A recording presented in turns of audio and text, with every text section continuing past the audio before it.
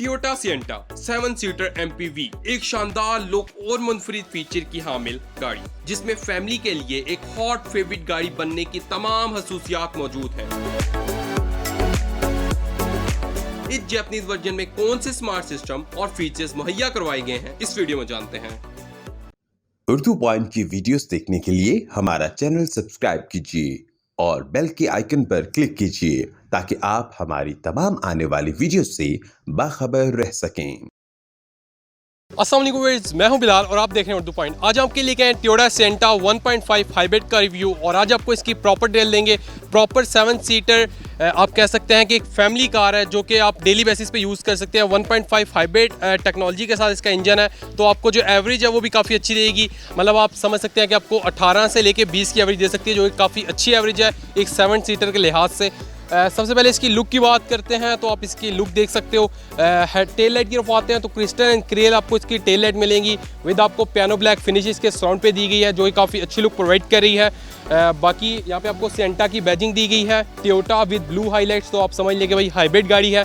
बाकी smart anti system इसमें मौजूद है। इसको ओपन कर लेते हैं, ये आप देख सकते हैं ये कुछ ओपन हो जाएगा। बीइंग अ 7 सीटर तो स्पेस उस लिहाज से पीछे नहीं रहती, क्योंकि यार 7 सीटर गाड़ी है तो इतनी स्पेस तो नहीं होती, फिर भी छोटी मोटी स्पेस दी गई है। पेयर व्हील इसमें नहीं आता, इसमें टूल किट ही आती है, मतलब पंचर फ्री जो टूल किट होती है वही इसमें आती है। बाकी सीट्स को आप इजीली यहाँ से फोल्ड भी कर सकते हैं। फोल्ड करके इस तरह मैं आपको फोल्ड करके दिखा भी देता हूँ। आप इनको मतलब अपने स्पेस को इजीली बढ़ा सकते हैं। बाकी बैक पे भी आप देख सकते हैं कप होल्डर्स दिए गए हैं, मतलब जो लास्ट रो में बैठा होगा उसको भी प्रॉपर फीचर्स, मतलब उसको भी प्रॉपर ये लगेगा कि भाई मैं फ्रंट की सीट पे बैठा हूँ, सारी चीज़ें उसको वही मिलेंगी। बाकी रियर व्यू कैमरा भी आपको मिल जाता है और आप ग्राउंड क्लियरेंस देख सकते हैं काफ़ी गाड़ी लो है, इसकी वजह से इसकी जो आप कह सकते हैं स्टेबिलिटी है वो काफ़ी अच्छी है। बाकी बैक पे आप देख सकते हैं क्योंकि ये बॉडी किट इसमें कंपनी से इंस्टॉल होकर आई है, तो आपको जो लुक है वो काफ़ी अट्रैक्टिव आ रही होगी। आप देख सकते हैं नीचे डिफ्यूज़र कि आपको पियानो ब्लैक फिनिश और वाइट के साथ इसका डिफ्यूज़र दिया गया है। नीचे आपको रिफ्लेक्टर भी दिए गए जो कि इसकी लुक को काफ़ी ज़्यादा इनहेंस कर रहे हैं। अब आते हैं इसकी साइड लुक की तरफ, तो सबसे पहले इसकी की बात कर लेते हैं। तो ये है कुछ इसकी की, जिसमें आपको लॉक अनलॉक का फंक्शन मिलेगा। उसके साथ साथ 2 नीचे बटन हैं जिसकी मदद से आप इसके डोर को ओपन कर सकते हैं। मैं आपको करके दिखाता हूँ, ये आप देखिएगा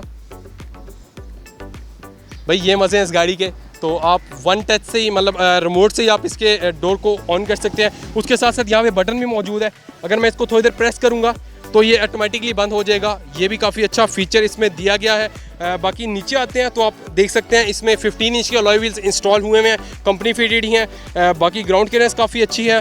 साइड की तरफ आए तो आपको कोई साइड स्कर्ट ऑटोमेटिक इसमें इंस्टॉल करवाने की ज़रूरत नहीं है, क्योंकि इसमें बोर्ड कंपनी से ही साइड स्कर्ट इंस्टॉल हुए आते हैं विद पियानो ब्लैक फिनिशिंग, जो काफ़ी अच्छी लुक प्रोवाइड करते हैं। अब आते हैं भाई इसके बैक इंटीरियर की तरफ, तो आपको अंदर से दिखाते हैं गाड़ी को। तो ये आप देख सकते हो हेड स्पेस काफ़ी अच्छी है। बीइंग अ 7 सीटर तो यहाँ पे आप मेरे हाल में 2 बंदे मेरे साथ और बैठ सकते हैं। फैब्रिक की जो सीट्स हैं वैसे मुझे काफ़ी अच्छी लगती हैं। बाकी सीट्स पॉकेट्स वगैरह सारी चीज़ें आपको मिल जाएंगी। और एक चीज़ मुझे काफ़ी अच्छी लगी, अगर यहाँ पर आप दिखा सकें, ये आप देख सकते हैं बैक पे जो पैसेंजर्स बैठे होंगे उनके लिए भी इंफोटेनमेंट सिस्टम दिया गया है कि वो बोर ना हो। मतलब फ्रंट पे तो आपको स्क्रीन मिल जाएगी लेकिन बैक पे आपको नहीं मिलेगी, तो इसलिए आपको यहाँ पे भी भाई दी गई है स्क्रीन, जो बैक पे बैठे हुए हैं वो इजीली इंफोटेनमेंट को यूज़ कर सकें। लास्ट रो की बात करें तो लास्ट में भी अच्छी स्पेस मौजूद है। मैं आपको दिखा देता हूँ आपको लास्ट रो में जाना कैसे है। आप इस तरह सीट को फोल्ड करेंगे और यहाँ से ऊपर आ जाएगी। फ्रंट डोर की तरफ आते हैं तो फ्रंट पे मैं आपको बैठ के पहले दिखाता हूँ। यहाँ पे आपको फैब्रिक का मटेरियल दिया गया है, डोर ओपनर जो कि क्रोम में दिए गए हैं, पावर विंडो। डैशबोर्ड की बात करें तो काफ़ी अट्रैक्टिव लुक है। उसके साथ साथ जो ऑरेंज दिया गया आपको काफ़ी अच्छी लुक प्रोवाइड कर रहा है, ये आप देख सकते हो काफ़ी अच्छी स्पेस है और ये ऑरेंज के साथ काफ़ी अट्रैक्टिव लुक प्रोवाइड कर रहा है, ये आप देख सकते हैं। SRS एयरबैग आपको दिया गया है, यहाँ पे भी स्पेस मौजूद है। रिमोट दिया गया जो कि इसके इंफोटेनमेंट सिस्टम के लिए है। उसके साथ कप होल्डर और नीचे भी आपको ग्लव बॉक्स में अच्छी स्पेस दी गई है। मतलब स्पेस के मामले में आपको जापानीज़ गाड़ी में काफ़ी अच्छी स्पेस मिल जाती है। AC वेंट का डिज़ाइन, हेज़ल का बटन आपको सेंटर में मिल जाएगा। और इधर आ जाएं तो आपको ऑटोमेटिक ट्रांसमिशन में मेरे ही है गाड़ी। और ये है भाई इसका डिजिटल क्लाइमेट कंट्रोल, जो कि आप डिजिटली सेट कर सकते हैं। फ्रंट ईयर डिफॉगर के बटन यहाँ पे मौजूद हैं। टेम्परेचर सेट कर सकते हैं, ऑटो कर सकते हैं, सारी चीज़ें आपको इसमें मिल जाएंगी। बाकी ड्राइवर साइड वाली तरफ चलेंगे तो वहाँ जाके आपको इसकी बाकी की चीज़ें दिखाएंगे।